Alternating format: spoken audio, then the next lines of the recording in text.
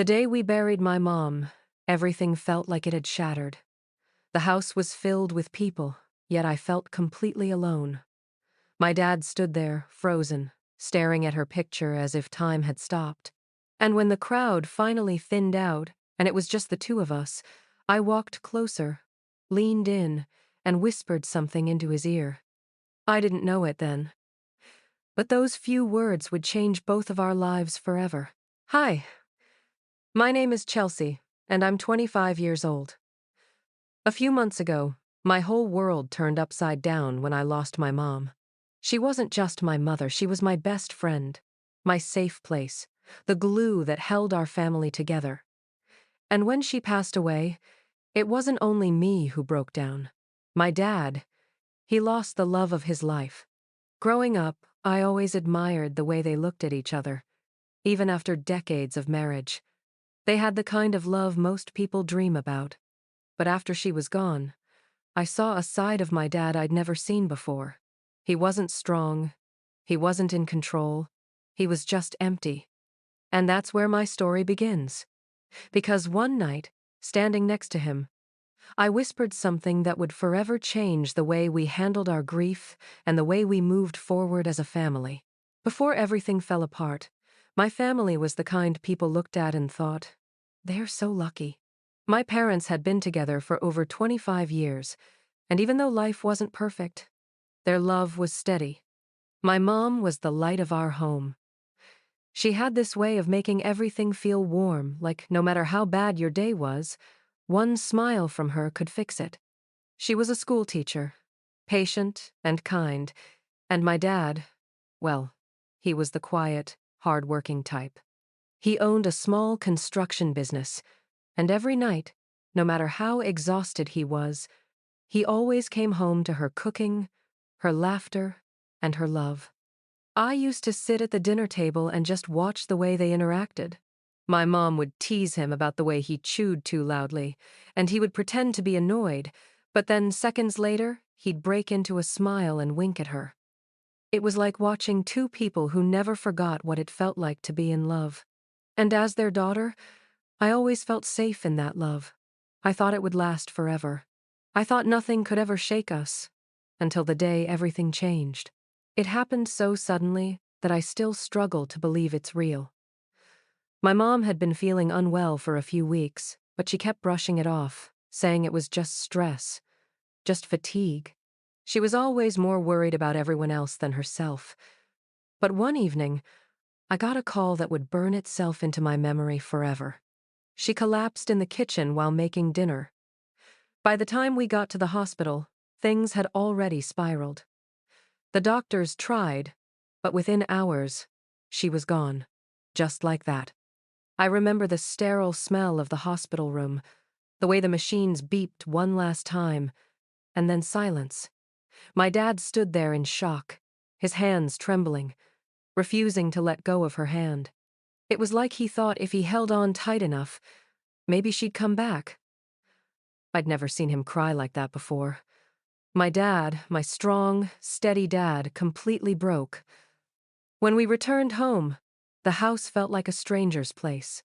The kitchen was too quiet, the air too heavy.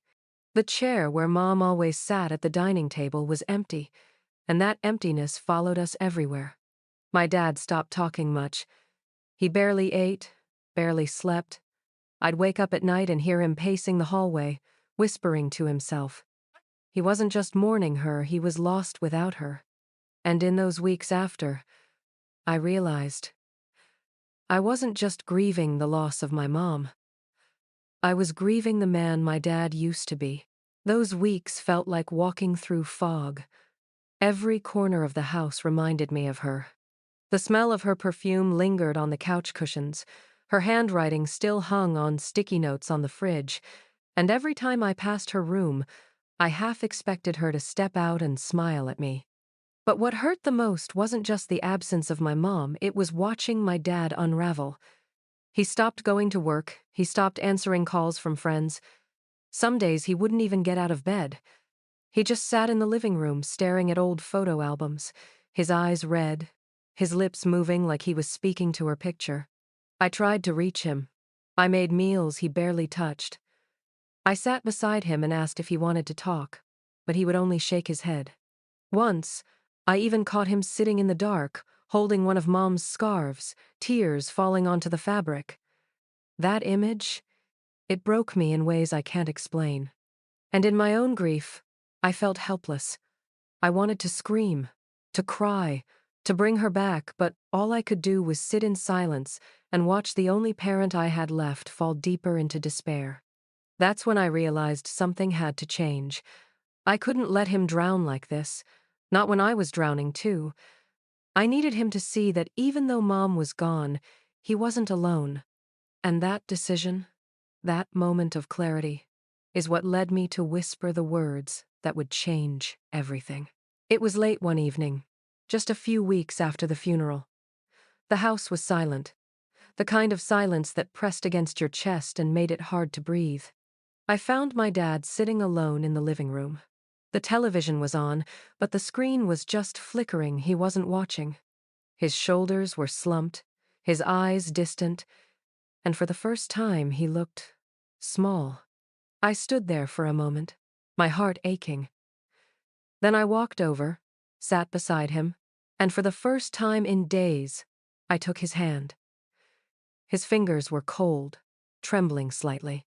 "Dad," I whispered, my voice breaking.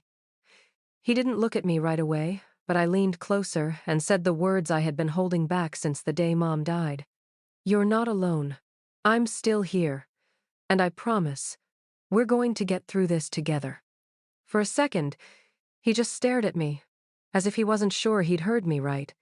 And then, slowly, tears filled his eyes. He pulled me into his arms so tight I could barely breathe, and for the first time since losing Mom, he let himself cry openly in front of me. In that moment, it felt like something shifted. It wasn't that the pain disappeared, because it didn't, but my whisper reminded him that life hadn't ended completely. That even in the ruins of our grief, there was still us. There was still family. From that night forward, he started to change. Little by little, he came back to life.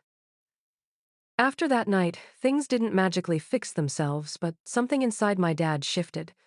He started taking small steps. At first, it was just eating breakfast with me instead of skipping meals.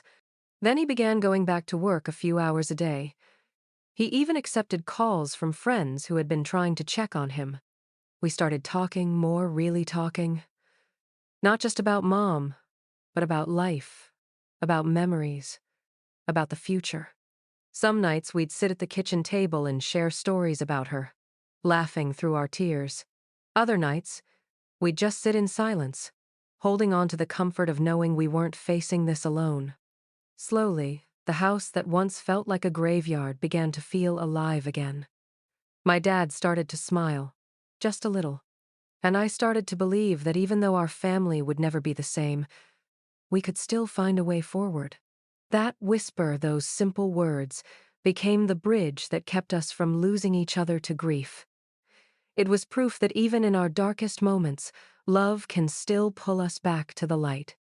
Looking back, I realize how powerful words can be. I thought I was just trying to comfort my dad, but in reality, I saved both of us from falling apart. Grief doesn't go away, but it changes. And sometimes, the smallest gestures, a whisper, a hug, a promise, can be the very thing that helps someone keep going. So I'll ask you this. Have you ever said something, just a few words, that completely changed someone's life?